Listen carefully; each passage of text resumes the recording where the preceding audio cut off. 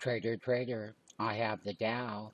I said there was a big correction. We hit that resistance. Let me show you. It's right here. Hopefully you serious traders are paying attention. Under indexes, we updated them. The truth, the facts, and the glory is upon it. It's here. Spread it. Tell your friends. You can go with all the crappy other services. I'm right on time every time.